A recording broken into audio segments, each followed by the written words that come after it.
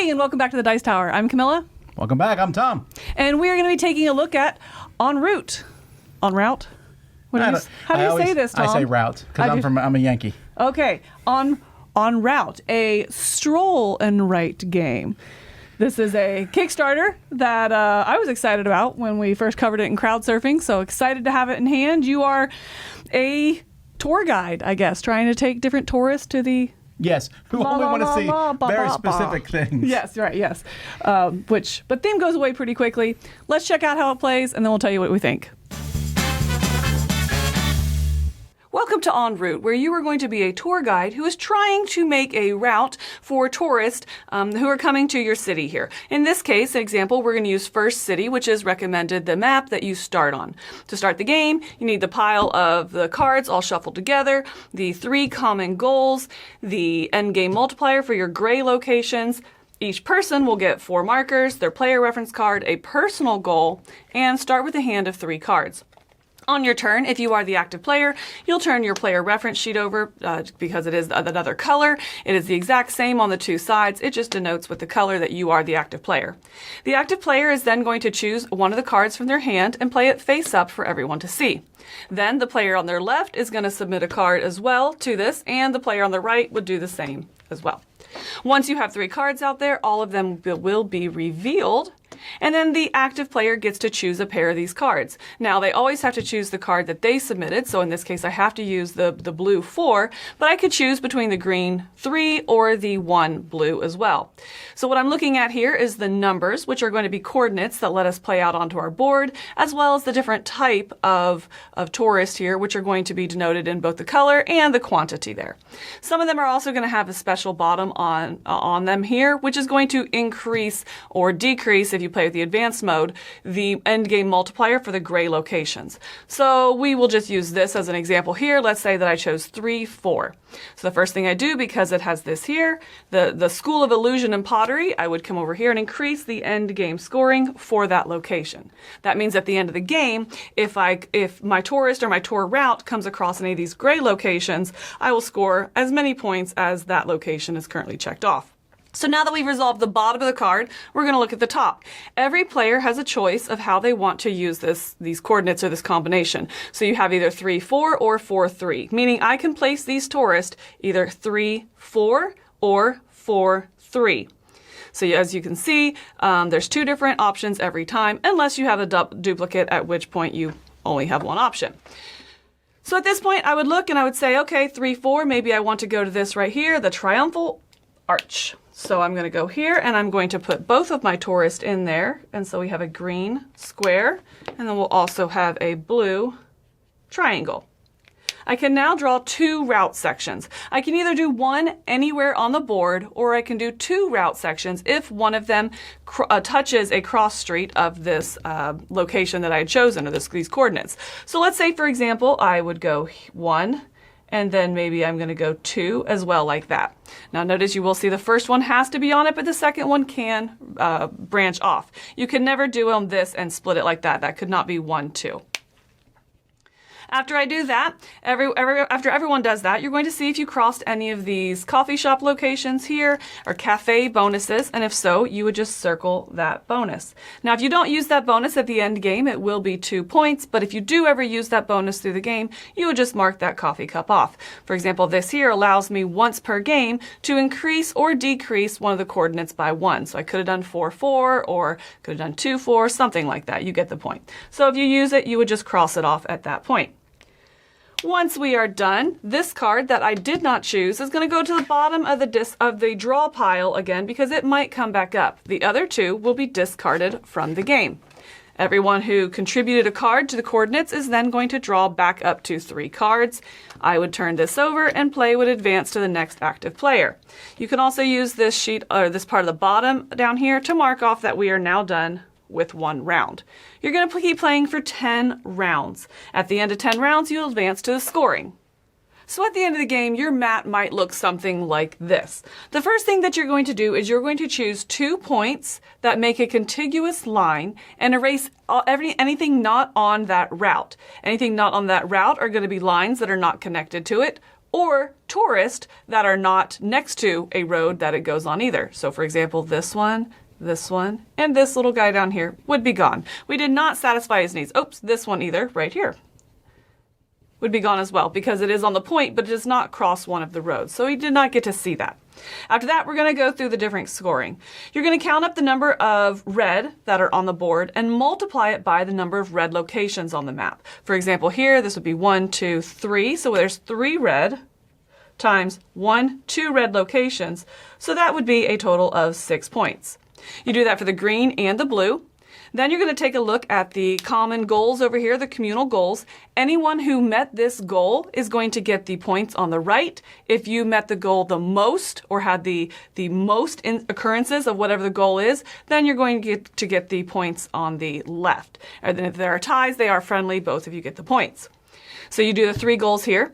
You're then going to look at any yellow locations, which are kind of bonus locations or bigger locations that you go to, and you'll get points added up for those. You'll look at your gray locations, and you're going to use the multiplier on this goal sheet over here that we talked about earlier. So for example, I went past the Skywatcher Observatory, which is still at 4, so that would just be 4 points. Had I gone past the School of Illusion and Pottery, that would have been worth 6 points. Any unused coffee cups are going to be, or cafe bonuses are going to be points as well. I used 1, but I had 2 not, so that would be 4 points. You'll also get points for the Visit Them All locations, which are going to be these hand shapes here throughout the map. In this first game, if you visited none, you get 0 points. If you visited 2, you would get 12 points. And if you got all 3, then you get 24 points. In this case, I visited 2, not the third, so it'd be 12. And then finally, you're going to score your personal objective, which is going to have different coordinates here. If you were able to go through 2 of them, then you would get the indicated bonus at the top. Tally all that up, and the highest score is going to win. Now, this is just the first city, which is the introductory game or map that they recommend you using. It is also playing with the very basic rules. There are advanced rules in the game that come in the rule book. There's also different modules that are going to come in the rule book with additional cities, and then different cities of the world. So there's a whole lot of modularity to this, a lot more components in the box. There's going to be some dice in here. There's a card tray because for when you play on some maps, the way you're going to draft the cards are different. And of course, the maps themselves are all going to look very different and have different bridges or just different ways, different boats here, different ways to score based on the city you're playing. So again, that was just the basic rules, but that's a brief overview of how to play En Route. Let's go back up top and talk about our thoughts. This is kind of a surprise that Crowd has done games before, but they're usually small little productions. This is bigger than what they normally do, mostly because there's a ton of content in here. So much content. You're going to be playing kind of the same thing-ish. It's different maps. Yes. I don't know that I needed all the content, right, but there's some cool stuff in there. There's a double map, which I've not played. Did you play the double map? I didn't have a chance to, no. Okay. I really like a lot of what's happening in this, but I think you're touching on probably my biggest beef with this, is there's so much in here, it's hard to kind of know where to get started. Now, they do give you the first city, but no one wants to play First City. Play First City. you should probably play it for the first definitely time. Play it, because I feel like every time you play First City, and you have to play it when you're teaching somebody the game also, because every other city just takes and breaks about half the rules, it feels like. It's almost a new game that you have to learn. So I felt that was a little bit overwhelming. I got to give them the props for the ridiculously cleverness of their randomization. By that I mean 1 through 6 going down and across on one board, and then it goes up on one board. And so all the boards are different, so we all get the same coordinates, but it's in different spots on the board. That's pretty impressive. It's a clean way to handle it. It is, yeah. I really liked that. I really liked the card selection method as well. How do you feel about that, where you chose one and 2 other people were putting it in When too? I first read the rules, I was like, oh, it's going to be mean. You pick my card. Yeah. I would throw a card out there and be like, please don't pick that card. I'm just chucking absolutely. it. Yeah, sometimes you're trying to get rid of them. I don't want you to pick my card. Right. and you don't ever pick a card because someone played it. I'm sitting here going, I want these 2 coordinates. Yeah. You played a 4. I needed a 2. There's a 2. Thank you. Right. It's a neat way to give you options without feeling like you're picking on someone else or king making by choosing their card, because it doesn't matter whose card you choose. It matters for the different options that you get. I really enjoyed that. But that is also my biggest worry about the game. I like the game. Don't worry about that. But my worry about the game is because those coordinates are not random, but they're a little random. When someone else is picking, you have no idea what they're going to pick. And if sometimes someone picks coordinates, I'm like, these are great. You're drawing 2 lines or you're drawing 1. You can draw 1 anywhere, or 2. And I have found that the fewer times you do 1 line definitely equates to, do you win or not? Yes. So sometimes you're like, oh, these coordinates, I'm already there or whatever. I have to do 1 line. If I feel like I'm doing that 3 times over the course of a game, I feel like I'm not going to win, unless everyone else has had to do it. Right. So I wonder, does luck determine the winner? Not luck, but just things worked out for you better than not. I'm not going to pick coordinates based on anyone else's board. I'm just not going to do that. That's too much work. But I feel like maybe I should. But I'm really glad that, or you can put 1 line anywhere, 1 route anywhere, really comes into play, especially in the late game. So the last 2 or 3 rounds where you're like, I've got these 2 sections I'm working on.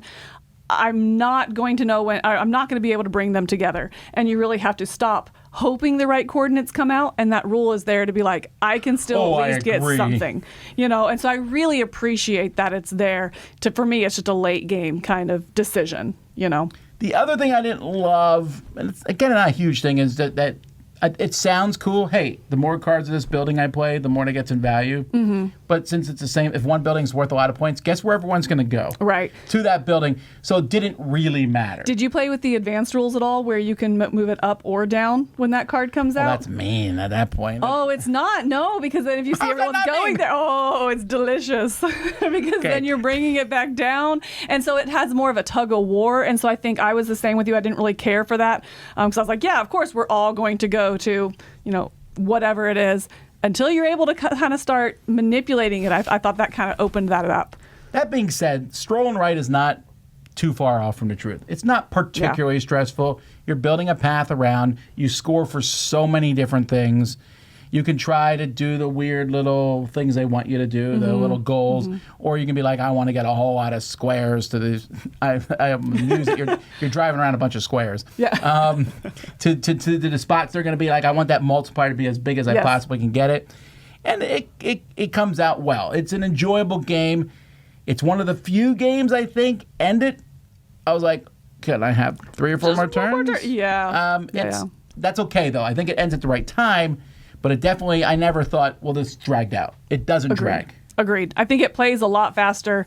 It feels faster than it actually is. It's one of those games that you're enjoying it and it's very comfortable and it keeps moving. And you look down, you're like, oh my gosh, it's been a 35-minute game, 40-minute game. It feels like 15 or 20 and there's never quite enough. I can't watch what you're doing.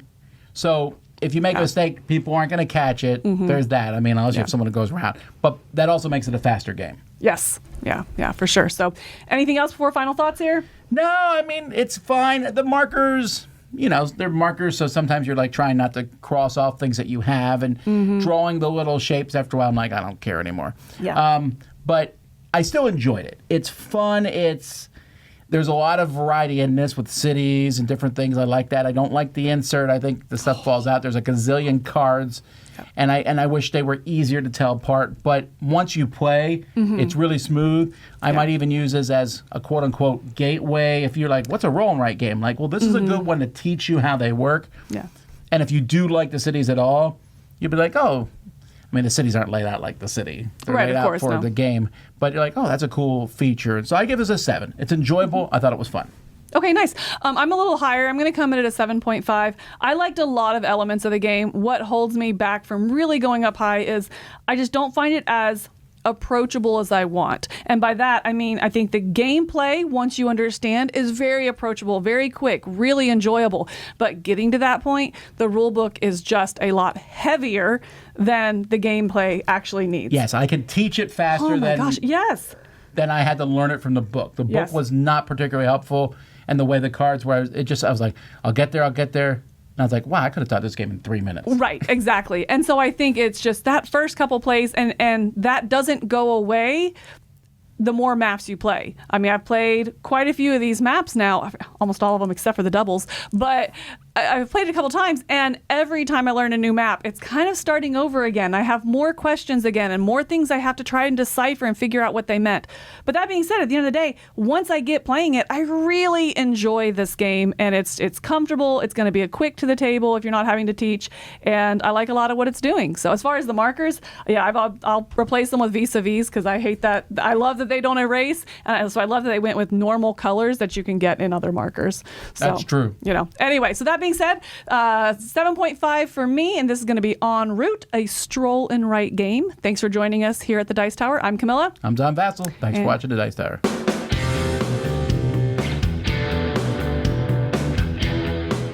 Hey folks, thanks for watching another one of our videos. If you like our videos, if you like our channel, you would love to game with us at one of our conventions. Check out Dice Tower Cruise, Dice Tower East, and Dice Tower West. Fantastic conventions where we play games with wonderful people, a humongous library, and lots of other events and stuff. Also, don't forget to check out our channel, like and subscribe. I'm Tom Vassell.